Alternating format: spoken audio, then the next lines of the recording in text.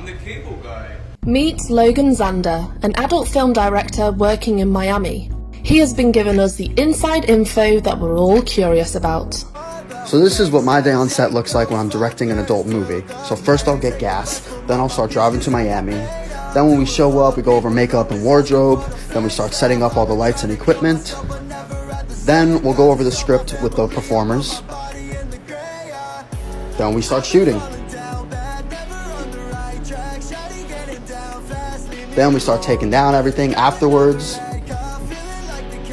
and try to figure out what this is for.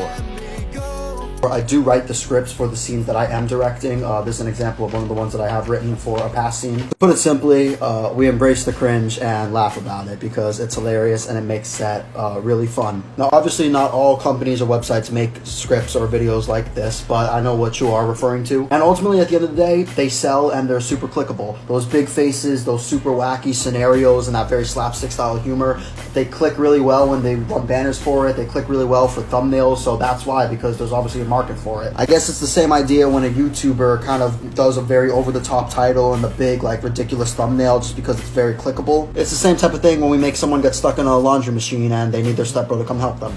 Plus, they're just mad funny.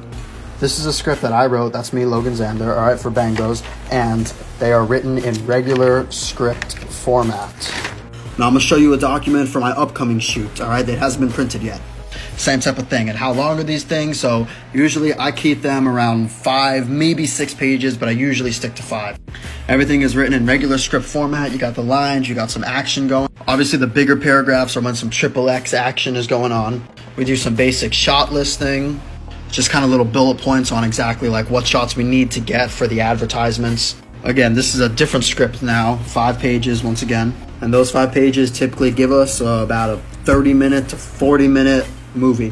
So a typical day on my set usually goes as follows. The girl gets there at 9 a.m. She does makeup. Makeup usually takes about an hour, maybe an hour and a half. The guy will get there around 10:30. We go through some pictures. We go through the story. We go through wardrobe with the girl. We start shooting maybe around 12:30. And if all goes well, hopefully we can get out of there around 3 o'clock to 4 o'clock. The crew is typically the last to leave. We're usually out of there hopefully by 5, maybe 6 o'clock, depending on how big cleanup is. And yeah, everyone gets paid and then we go home and do it all again. Do performers in adult movies get tested? Yes, 110,000%. That is a standard. There is a very specific system. There is a very specific test that we accept, and there is no ifs, ands, or buts about any of that. Majority of companies require a new test every 14 days. Some might require it every 30 days, and some require it every 7 days. But yes, if you are working with any pro company, a test is required. It's my job as a director to check everyone's test before we even start shooting. And a responsible performer should be checking their scene partner's test as well. It's a system that's been in place since, I believe, the beginning of this entire industry. It's arguably the most important part of our industry, and it is solely the one system that keeps our industry going safely.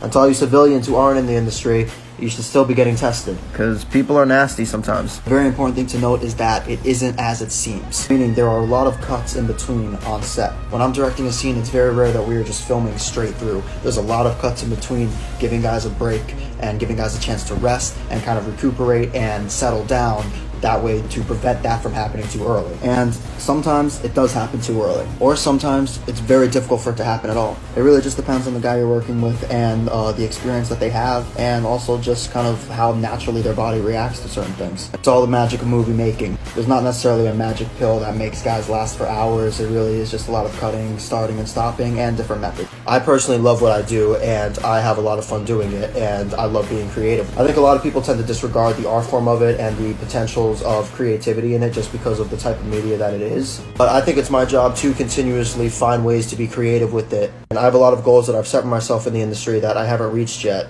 Well, that's a pretty interesting insight into an industry that is normally very tightly sealed. We love how open and honest he is. What would you like to ask him? Let us know in the comments below. And as always, if you have a video that you want us to feature, send it in to It's Gone Viral, and if we feature it on our page, you'll receive £100.